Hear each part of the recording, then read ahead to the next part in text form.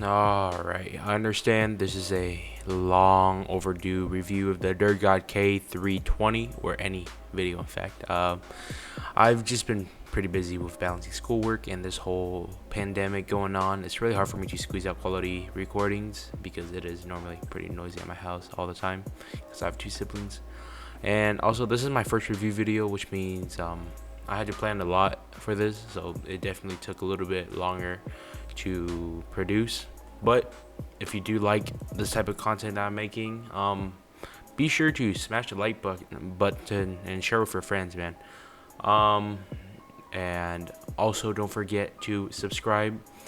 And I forgot to mention this earlier when I was writing the script, but if I hit, this is the goal.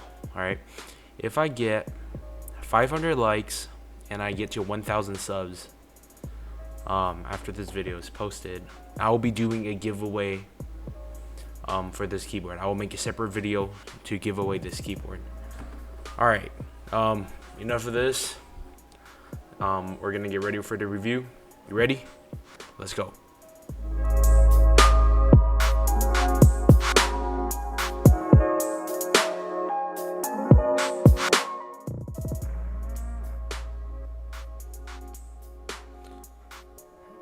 Alright, just a quick disclaimer, this video was not sponsored by DURGOD at all. I wish they sponsored me, but this just makes sure I have a fair and honest review. But I don't like, even if they sponsor me, I would still give you the honest review of this. So yeah, DURGOD, if you're watching this, if you want to sponsor me, just email me. It's in my channel. So yeah, all right. Just needed to get that out of the way. All right, continuing on. Okay, starting off, taking a look at the price of the keyboard. It costs around $99, and it is a 10 keyless keyboard. And $99 meaning that it's pretty much mid-range for all the pre-builts out there. It has some media control keys, which are located on the side print of the function keys and can be programmed using its included software. The software seemed pretty easy to use, but I would say it's a little too simple. I wish it had some extra like functions and stuff, but it's fine for $99. You know, you get what you pay for. Okay, next, moving on to the keys itself. DURGOD included some pretty nice die sub PVT keycaps. They're not double shot, however, as a keyboard doesn't have any backlighting, so there's no reason for it to be double shot, which, you know, personally I like having a non-backlit keyboard because it keeps it looking more professional and just cleaner overall. However, if your setup is located in a dark place, or you're constantly sitting in a dark place, you could buy a backlight version. They do make a backlight version on Amazon, costing around $120 to $130. The RGB version is $130, and then non-RGB is just regular backlight is $120. And yeah, and when you buy the keyboards, you could also configure the switches in cherry blacks, silent blacks, reds, silent reds, clears, whites, speed silvers, blues, and browns. And I listed them in the order of my favorite from least favorite, from my favorite switches to least favorite switches. Yeah, so sorry about if you like browns. I ordered them in cherry blacks, which I found to be quite smooth. Well, at first they weren't that smooth. They felt a little scratchy, but after a couple of days of breaking them in, and I didn't lube them. They're still in their stock form, and it feels pretty smooth. However, they weren't smooth as my last keyboard, which had lubed Gateron yellows, but I sold it, so I'll try to put a little sound test of them right here.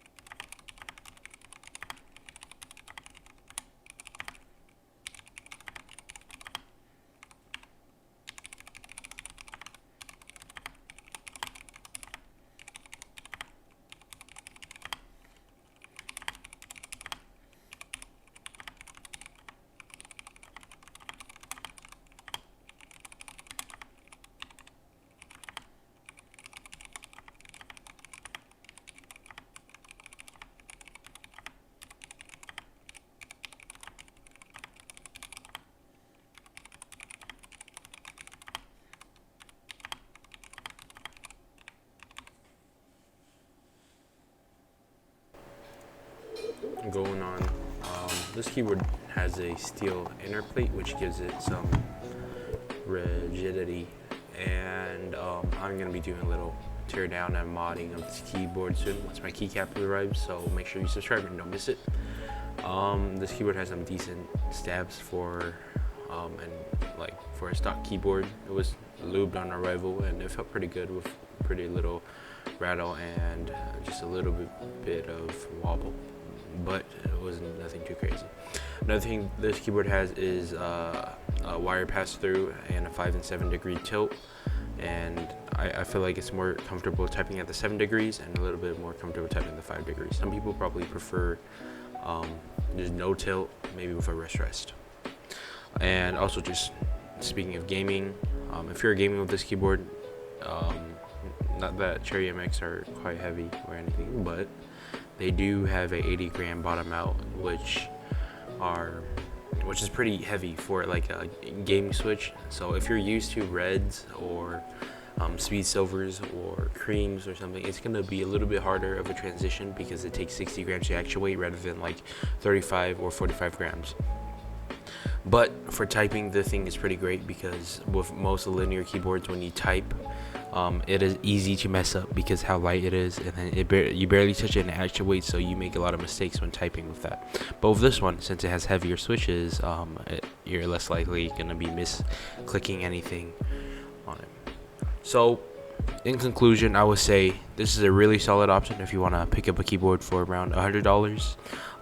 It has a pretty good build quality, has several like good color choices you could pick from, and it has cherry switches. Cherry switches are, well, I wouldn't say they're the best, but they're good quality. Yeah, so make sure if you guys like this video, let me know in the comments if you want to see more types of this video. Let me know in the comments. Subscribe because I'm going to be doing a mod on this keyboard soon, and you guys don't want to miss that. And yeah, that's it. Thank you guys for watching. Peace.